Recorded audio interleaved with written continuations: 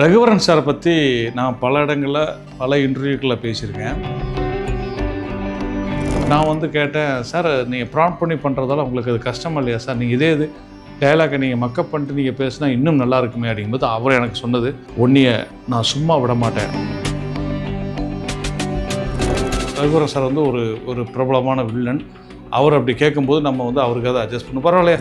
ரகுவரன் சாருடைய பொண்ணை கூட்டுக்கிட்டு சிவாஜி சார் மாடிப்படிலேருந்து அந்த பொண்ணை கூட்டு வீட்டை விட்டு வெளியே போகிறதுக்காக வரும்போது எதுக்கு ரகுவரன் சார் நிற்பார். ஹோல் தேட்டர் கிளாப்ஸ் அடிக்குது. அந்த இடத்த யாராலும் நிரப்ப முடியல. அவரை பற்றி எல்லாரும் பேசிட்டு இருக்காங்க. அவர் படங்கள் இப்போ வந்தாலும் நின்று அவர் பெர்ஃபார்மன்ஸை பார்த்து ரசிக்கிற அளவுக்கு இருக்குன்னா அதுக்கு ரகுவரன் சார் வந்து சினிமாவில். கிளாப் ரெடி நேயர்களுக்கு வணக்கம். ரகுவரன் சாரை பற்றி நான் பல இடங்களில் பல இன்டர்வியூக்களில் பேசியிருக்கேன்.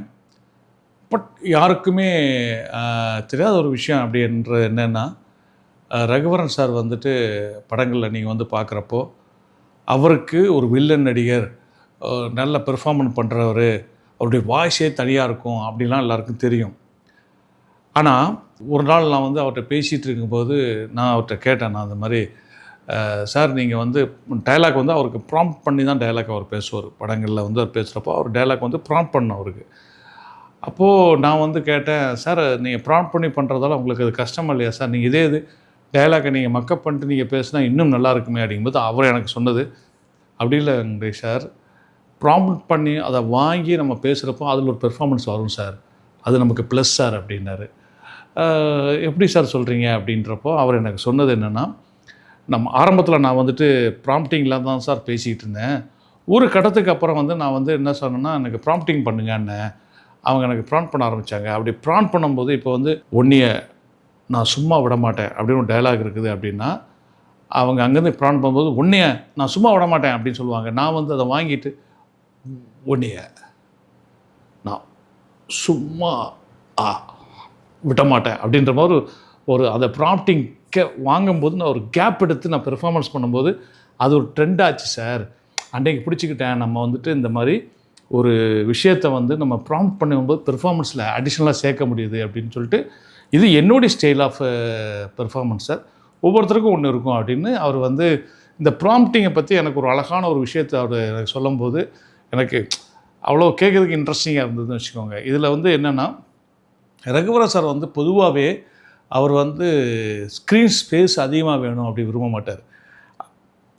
தன்னுடைய பெர்ஃபார்மன்ஸ்க்கான ஸ்கோப் எப்படி இருக்குது, தன்னுடைய அப்பியரன்ஸுக்கு ஸ்க்ரீனில் எப்படி வரப்போகுது, அதில் ரொம்ப அவர் கான்சன்ட்ரேட் பண்ணுவார் அப்படின்றது இப்போ எனக்கு வந்து ஒரு இன்சிடென்ட் மூலமாக தான் தெரிய வந்துச்சு. ஒரு நாள் நான் ரகுவரன் சார் வீட்டுக்கு வந்து கதை சொல்கிறதுக்காக போயிருந்தேன். பூப்பறிக்க வருகிறோம் ஒரு படத்தில் வந்து அவர் சிவாஜி சார் கூட அவர் ஒரு முக்கியமான கதாபாத்திரத்தில் நடிக்கிறதுக்காக நான் மைண்டில் வச்சுருந்தேன். ஸோ நான் கதை சொல்ல போயிருந்தேன். போனால் அவர் வீட்டுக்குள்ளே போனால் அவ்வளோ அழகான ஒரு கீபோர்டில் ஒரு பியானோ சவுண்டு கேட்டுக்கிட்டு இருக்குது. இவர் வீட்டில் யார் மியூசிக் வாசிக்கிறது, அதுவும் சும்மா அழகான ஒரு டியூன் போயிட்டுருக்குது. என்னடான்னு உள்ளே போய் பார்த்தா இவர் தான் வாசித்துட்ருக்காரு. எனக்கு ஆச்சரியம் என்னென்னா, ரகுவரன் சார் கீபோர்டு வாசிக்கிறதும் ஒரு மியூசிக்குள்ளே ஒரு ரசனை உள்ளவர்களும் எனக்கு அன்றைக்கி தான் தெரியும். நான் அப்படியே ஒரு 5 நிமிஷம் உட்காந்துருந்தேன். அவர் தலையாட்டினார், ஹெட்ஃபோன் போட்டிருந்தார். அது வாசித்துட்டு என்னை பார்த்து உட்காருங்க அப்படின்னாரு. உட்காந்தேன். அவர் என்ன இதில் இருந்தாரோ அதை முடித்தார். ஒரு 5 நிமிஷம் 10 நிமிஷம் எடுத்து முடித்தார். முடிச்சுட்டு அப்படி ஹெட்ஃபோனை கழட்டி வச்சு அண்ணா பார்த்தோம். நான் வந்து, சார் நீங்கள் மியூசிக்லாம் பண்ணுவீங்களா சார்? நான் சும்மா ஏதோ எனக்கு நேரம் போகிறதுக்காக நான் பாட்டுக்கு அப்பப்போ ஏதாவது வாசிச்சுட்டு இருப்பேன், எனக்கு ரிலாக்ஸேஷன் இது தான் அப்படின்னாரு. நல்லா இருக்குது சார், சூப்பராக இருந்தது சார் அப்படின்ட்டு. கம்போஸ் பண்ணுவீங்களா சார் அப்படின்னு. எனக்கு என்ன தோணுதோ அதை வாசிப்பேன்னு அவர் ஸ்டைலாக அதை எனக்கு சொன்னார். சொல்லி முடிச்சதுக்கப்புறம் நான் அவருக்கு வந்து இந்த படத்துடைய கதையை, அவருடைய போர்ஷன் என்னங்கிறத சொன்னேன். அதில் வந்து அவர் ஒரு படத்தில் வந்து ஒரு கதையை ஃபுல்லாக கேட்டு முடித்தோடனே, சார் தோராயமாக நான் அந்த படத்தில் ஒரு 15 சீன் வரேன் இல்லை அப்படின்னாரு. ஆமாம் சார், அந்த டெல்லியிலேருந்து நீங்கள் வந்து உங்கள் வீட்டுக்கு ஃபோன் பேசுகிறீங்க, அதுக்கப்புறம் இன்னொரு இடத்துல இருக்குல்ல சார்? ஆமாம் சார், அது வந்து 22வது சீனில் வந்து நான் வந்து அந்த கிளம்புறேன்றதை வீட்டில் பேசுவீங்க, அந்த ஒன்று இருக்குது. அதுக்கப்புறம் நான் வந்து ஏர்போர்ட்டில் இறங்குறது ஒன்று இருக்குல்ல சார்? ஆமாம், நீங்கள் ஏர்போர்ட்டில் இறங்குவீங்க சார், இறங்கி வெளியே வந்து கார் ஏறுவீங்க, காரில் வருவீங்க, காரில் வந்து நான் வீட்டுக்கு வந்துட்டுருக்கேன்னு ஒய்ஃப் வீட்டுக்கு ஃபோன் பண்ணுவீங்க. அதுக்கப்புறம் அடுத்த சீன் வந்து நீங்கள் வீட்டுக்குள்ளே அவர் சிவாஜி சார் வந்து அந்த பொண்ணை கூப்பிட்டு வரும்போது கதவை திறக்கும்போது நீங்கள் நிற்பீங்க, அது வந்து அடுத்த சீன் அப்படின்னு. அதை கேட்டுட்டு, சார் அந்த முதல்ல இருக்கிற 3 சீன் வேணாம் சார். சிவாஜி சார் அந்த கதவை கீழே இறங்குறப்போ நான் நிற்கிறேன்ல, அதுதான் சார் என்னுடைய இன்ட்ரோடக்ஷன் வந்து நல்லாயிருக்கும் சார் அப்படின்னாரு. ஏடா முதல் 3 சீன் வேண்டான்றார. பொதுவாக எல்லாருமே வந்து ஸ்க்ரீன் ஸ்பேஸ் அதிகமாக இருக்கும், நமக்கு நிறைய சீன் இருக்குன்னு நினைப்பாங்க. இவரோட 3 சீன் வேண்டான்றாரே அப்படின்னு சொல்லிட்டு, இல்லை என்ன சார் எதாவது டேட்டு ப்ராப்ளமா அப்படின்னு. ஐயோ உங்களுக்கு எக்ஸ்ட்ரா டேட்னாலும் கொடுக்குறேன், அதெல்லாம் எனக்கு பிரச்சனை கிடையாது. பட் அந்த ஃபோன் கட்டு, அதுக்கப்புறம் நான் மறுபடியும் இடையில ஒரு சீனில் ஒரு ஃபேமிலியோட பேசுகிற ஒரு சீனு, அப்புறம் நான் ஏர்போர்ட்டில் அதெல்லாம் இல்லை. அந்த அந்த சிவாஜி சார் அந்த பொண்ணை கூப்பிட்டு வரும்போது நான் நிற்கிறேன்ல, அதுவே என்னோட இன்ட்ரொடக்ஷனாக இருந்தால் நல்லாயிருக்கும் சார் அப்படின்னாரு. எனக்கு ஒரு நாள் டைம் கொடுங்க சார், யோசிச்சுட்டு வரேன்னு சொல்லிட்டு வந்துட்டேன்.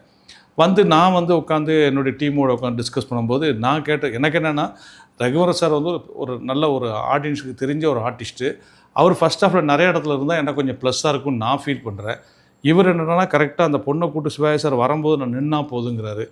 இது என்ன அது அப்படி சொல்கிறாரு, நம்ம வந்து என்ன பண்ணலாம் அப்படிங்கும்போது, அதனால் நமக்கு ஏதாவது கதையில் லாஸ் இருக்கான்னு பட்டா இல்லை, நம்ம ஆல்ரெடி அந்த பொண்ணோட அப்பான்னு 2 இடத்துல சொல்கிறோம். உங்கள் அப்பா ஃபோன் பண்ணாங்க, உங்கள் அப்பா வராங்களாம் அப்படிலாம் சீன் இருக்குது. அதனால் அது இல்லாட்டாலும் தப்பு கிடையாது.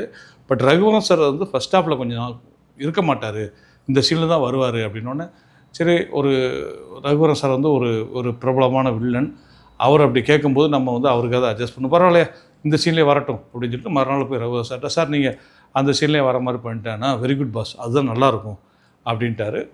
நான் என்னென்னா அந்த 3 சீன் வந்து எனக்கு கதை எடுக்கிறதால கதையில் வந்து ஒரு டிஸ்டர்பன்ஸ் இல்லை. என்ன ரகுவரன் சார் கம்மியாக இருப்பார் ஃபஸ்ட் ஹாஃப்லங்கிறது மட்டும்தான் எனக்கு மைண்டில் இருந்தது தவிர வேறு எதுவும் எனக்கு இல்லை. அப்புறம் படம்லாம் எடுத்து முடித்து டப்பிங்லாம் முடிஞ்சு ரீதி காட்டெலாம் பண்ணி படம் ரிலீஸு தேட்டரில் பார்க்குறப்போ சிவாஜி சார் வந்து அந்த மொத்த குடும்பத்துக்கும் தெரியாமல் அந்த பொண்ணை கூட்டுட்டு அவன் லவ்வரோடு சேர்த்து வைக்கிறதுக்காக கூட்டு இரவோட இரவாக கிளம்புறாரு. ரகுவரன் சாருடைய பொண்ணை கூட்டுக்கிட்டு சிவாஜி சார் மாடிப்படிலேருந்து அந்த பொண்ணை கூப்பிட்டு வீட்டை விட்டு வெளியே போகிறதுக்காக வரும்போது எதுக்கு ரகுவரன் சார் நிற்பார். அதான் அவரோட introduction scene. Whole theatre claps அடிக்குது தேட்டரில். என்னென்னா எந்த வீட்டுக்கே தெரியாமல் அந்த பொண்ணை தான் பேத்திய லவ்வரோட சேர்த்து வைக்கிற சிவாஜி சார் கூப்பிட்டு வரும்போது அந்த பொண்ணோட அப்பா நிற்கிறாரு, அதுவும் ரகுவரன் நிற்கிறாருன்னொன்னே தேட்டரில் இந்த சுச்சுவேஷனை சிவாஜி சார் எப்படி சமாளிக்க போகிறாருன்ற ஒரு எதிர்பார்ப்பில் கிளாப்ஸ் தட்டாங்க. எனக்கு அப்போ தான் இருந்துச்சு, ஓஹோ இவர் இதுக்காகத்தான் அந்த சீனில் வந்து நான் இங்கே வந்தால் போதும் சொல்லியிருக்காரு. எனக்கு மைண்டில் பட்டுச்சு. உடனே அதுக்கப்புறம் அந்த படம் ரிலீஸ் ஆனதுக்கப்புறம் ரகுவரன் சார் போய் சந்திச்சு எப்படி சார் நீங்கள் கரெக்டாக நீங்கள் வந்து அந்த சீனில் வந்துட்டு வந்தால் போதும் ஆடியன்ஸு கிளாப்ஸ் தட்டுவாங்கன்னு ஃபீல் பண்ணிங்க அப்படின்னு. ஒரு பேசிக்கான ஒரு சின்ன விஷயம் தானே அப்படின்னாரு.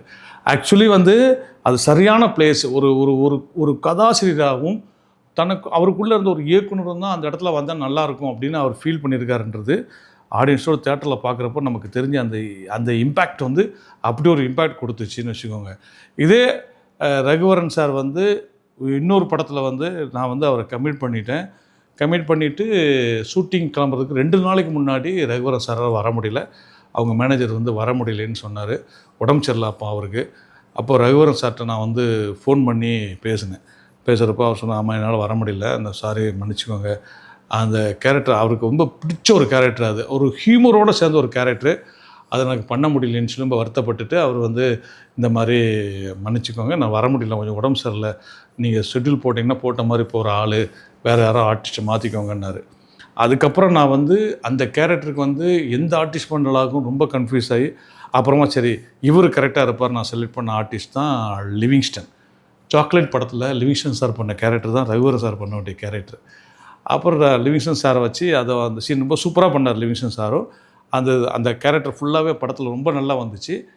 அந்த படம் போஸ்ட் ப்ரொடக்ஷன் போகும்போது ரகுவரன் சார் ஹாஸ்பிட்டலேருந்து டிஸ்சார்ஜ் ஆகிட்டார். அவர் இப்போ நல்ல வேறு சில படங்கள் நடிச்சிட்ருக்கிறாரு. ஒரு டப்பிங் தேட்டரில் நான் இது வேறு ஏதோ விஷயத்துக்காக போகிறேன். அப்போ இவர் வெளியே வர சந்திக்கும்போது அவர் என்னை முதல் கேட்ட கொஸ்டின், நான் அந்த மிஸ் பண்ணின ஒரு கேரக்டர் அது இப்போ யார் பண்ணியிருக்கா அப்படின்னாரு. நான் சொன்னேன் லிவிங்ஸ்டன் சார் பண்ணியிருக்கார் சார் அப்படின்னு. சூப்பர் பாஸ், கரெக்டாக சூஸ் பண்ணியிருக்கீங்க நீங்கள். அது ஒரு இலையோடைய நகைச்சுவை இருக்கும்ல, நானே இந்த கேரக்டர் பண்ணணும்னு ஆசைப்பட்டது அந்த இலையோடைய நகைச்சுவை தான். அந்த சின்ன இலையோடைய நகைச்சுவை பண்ணுறதுக்கு அவர் கரெக்டான ஆள் தான். எப்படி அவரை சூஸ் பண்ணீங்க? நான் கூட வேறு எந்த ஆர்டிஸ்ட்டை போட்டிருக்கு போகிறாருன்னு மைண்டில் தோணுச்சு அப்படின்னு வச்சோம். இல்லை சார், லிவிங்ஸ்டன் சார் வந்து வில்லனாகவும் நடிச்சிருக்காரு, சின்ன சின்ன ஹியூமரும் பண்ணியிருக்காரு, அதனால் அவர் இதில் கரெக்டாக இருப்பாருன்னு நினச்சேன். கரெக்டான சாய்ஸ் அப்படின்னாரு. அதை சொல்கிறப்போ அவர்கிட்ட ஒரு ஒரு ஒரு ஒரு மகிழ்ச்சி இருந்தது. அதாவது தான் பண்ணாத ஒரு கேரக்டர் இன்னொரு ஆர்டிஸ்ட் பண்ணுறாங்க. அது எந்த ஆர்டிஸ்ட்டும் கேட்டு, ஓ அவரா கரெக்டான சாய்ஸா சூப்பராக இருக்கும் அப்படின்னு அந்த அந்த மகிழ்ச்சியும், அந்த ஒரு பெருந்தன்மையான ஒரு குணமும், அந்த ஒரு ஒரு படத்துக்குள்ளே ஒரு கேரக்டர் தன்னை இம்ப்ரெஸ் பண்ணிட்டுனா அந்த கேரக்டருக்காக தன்னை அர்ப்பணிக்கிறதும், அந்த கேரக்டருக்காக எல்லா சீன்லேயும் வரணும்னு இல்லாமல் இந்த சீனில் வந்தால் போதும் அப்படின்னு டிசைட் பண்ணக்கூடிய அந்த ஒரு கதாபாத்திரத்தை தேர்ந்தெடுக்கிற சூழல் தான் இன்னைய வரைக்கும் ரகுவரன் சார் வந்து அந்த இடத்த யாராலும் நிரப்ப முடியல. அவரை பற்றி எல்லாரும் பேசிகிட்டு இருக்காங்க. அவர் படங்கள் இப்போ வந்தாலும் நின்று அவர் பெர்ஃபார்மன்ஸை பார்த்து ரசிக்கிற அளவுக்கு இருக்குன்னா அதுக்கு ரகுவரன் சார் வந்து சினிமாவில் வில்லனாக நடிச்சிருந்தா கூட அவர் நிஜத்தில் ஒவ்வொரு படத்துக்கும் கொடுத்த அர்ப்பணிப்பு தான் ரகுவரன் சார் இன்றும் நிற்கிறார் அப்படின்றதுக்கான ஒரு மிகச்சிறந்த உதாரணம். மீண்டும் ஒரு நல்ல வீடியோவில் உங்களை சந்திக்கும் வரை உங்களது விடைபெற்றுக் கொள்வது உங்கள் அன்பு ஏ. வெங்கடேஷ்.